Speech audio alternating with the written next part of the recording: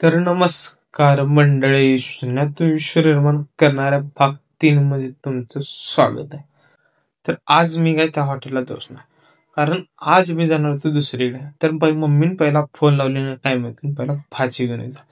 घरातनं फोन आला म्हणतात मग भाजी घेऊन का नाही गडिंग्लजच्या बाजारात. तर मावशी भाजी विचारलं तर मावशी म्हणाली 40 रुपये. 40 रुपये म्हटल्यावर ना मावशीला मी कमी करून मागितलो. कमी करून मागितल्यावर मावशी काय दिना म्हटल्यावर म्हटलं आता जाऊया चला. तर तुम्ही म्हणशील आज त्या हॉटेलमध्ये कसं ना वाहून त्या हॉटेलमध्ये आज जाऊच ना, कारण आज मी नाही का दुसऱ्या माणसाकडे जाणार होतो, मुलग्याकडे जाणार होतो. त्याने पण काहीतरी जे स्वप्न असतील म्हणून त्याने तिथेच चालू केलं नाही.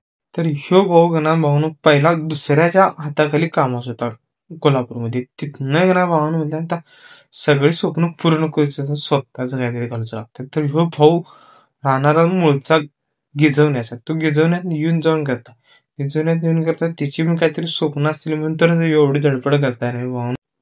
आता कसं त्याला भाऊन धंदा करताना लाज राखूच ना, गाडा घातलो हे करतो. तुम्ही भावासोडं भाऊन सपोर्ट करा. त्याचं दुकान आहे ते का नाही, तर ह्या भावाचं दुकान ना भाऊन गडिंगलजच्या खाऊ गल्लीला तिथे जाऊन का नाही तुम्ही नक्की भेट द्यावा. त्या दुकानचं नाव ना राधाकृष्ण सँडविच आहे. नक्कीच एकदा भाऊन त्याला सपोर्ट करा. तिची काय स्वप्न आहे ती त्याला पूर्ण करून द्या. तर आता मी जातो घराडे, तुम्ही पण चला. जाताना लाईक आणि फॉलो सबस्क्राईब एवढं करून जा.